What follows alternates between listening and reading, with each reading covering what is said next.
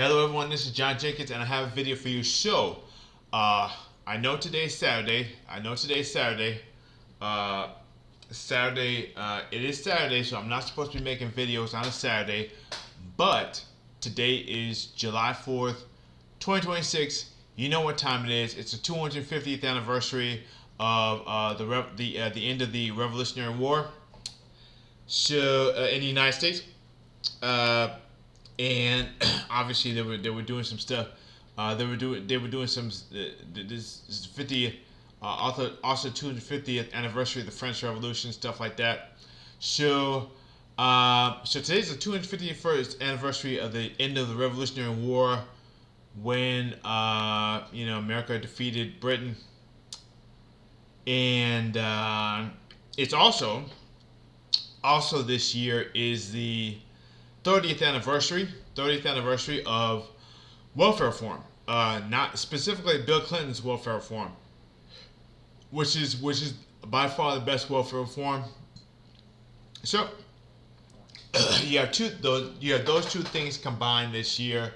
Today's 250th anniversary of the United States, and it's also the 30th anniversary of welfare reform. So today I'm going to have a very special sermon. I know tomorrow's Sunday, but I'm going to release this sermon on the 250th anniversary, which is February 4th, 2026. And today we're going to be in Genesis 12 and somewhere else. I forgot where else we're going to be. So we're going to be in Genesis 12. So let's go ahead and do that. And let's see.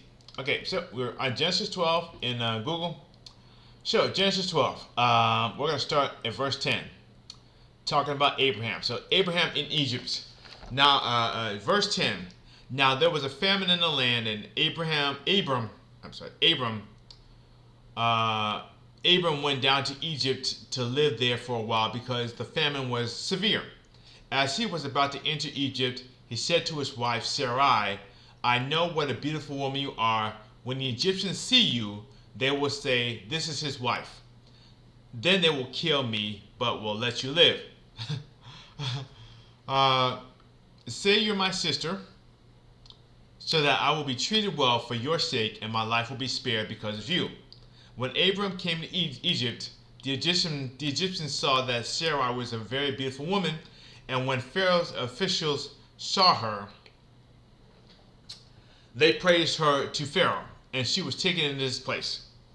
He treated Abram well for her sake, and Abram acquired sheep, cattle, male and female donkeys, and male and female servants, and camels.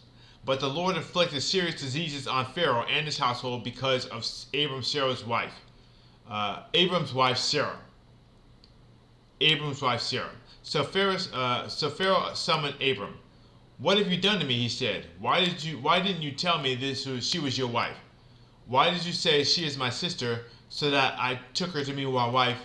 Now then, here is your wife. Take her and go." Then Pharaoh gave orders about Abram to his men, and they sent him on his way with his wife and everything he had. So there was one more thing I wanted to see. What was the part of Genesis where Abram goes to sacrifice his son? Okay. All right. What Genesis 22?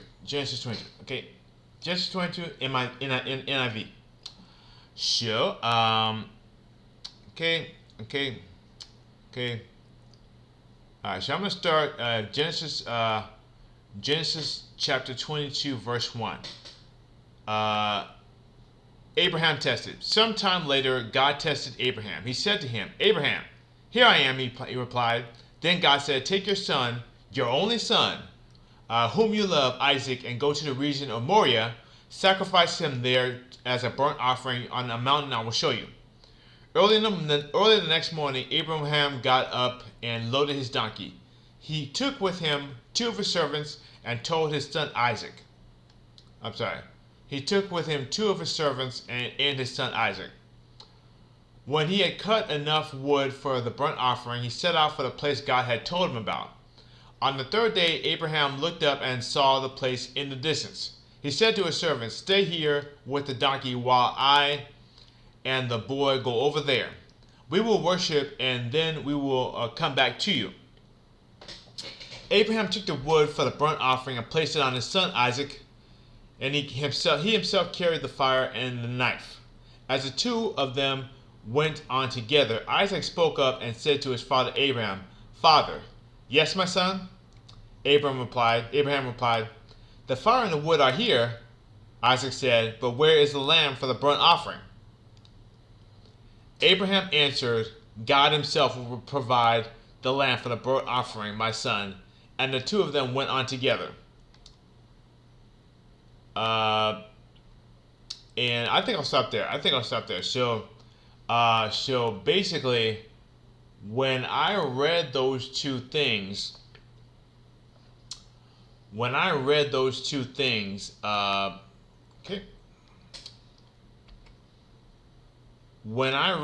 two things, my first response when I read those 2 things was that, Abraham, you are one lying person. You are one lying person. Lying to save your life, lying to your son that you're about to sacrifice. I don't know if that lie is considered worse than the lie that was told in the Garden of Eden. But yeah. So the first response I had when I read that was that, Abraham, you are a lying person. You are a lying person. But at the same time, Abraham is known as the father of Israel. So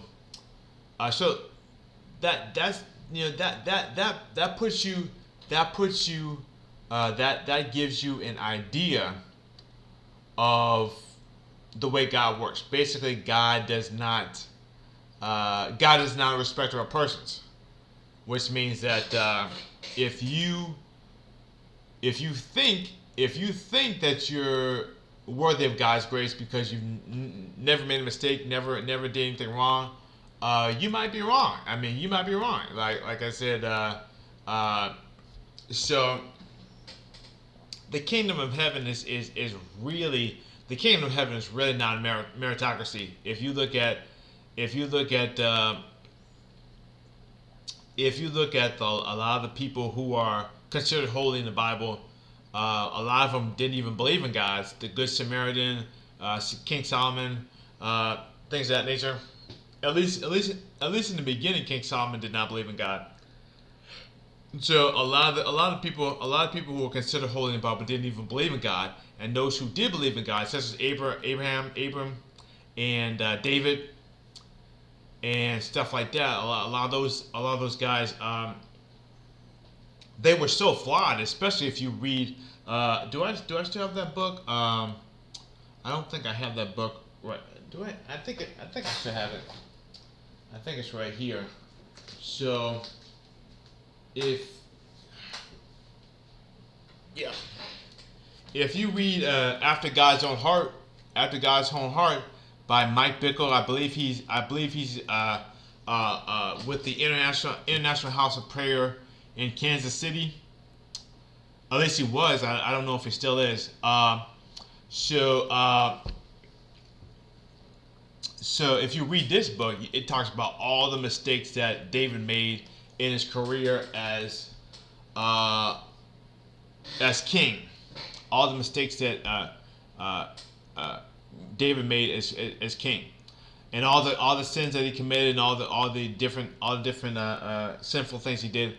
So the kingdom of heaven is not a meritocracy. God might choose you for his kingdom even if you're an atheist. God might choose you for his kingdom if you're a nihilist, a communist, anything. God can choose anybody. So you can't earn God's grace. You can't earn God's anointing. That being said, just because you can't earn God's grace doesn't mean there aren't requirements. You do have to have you do have to have a certain ability to assist in creating God's kingdom on earth. So yeah, so that's all I wanted to say for this video. I didn't want to get too much in depth with this sermon, but yeah. So go ahead and, like I said, I read my Bible more as an atheist than I ever did as a Christian. So have a great day and goodbye.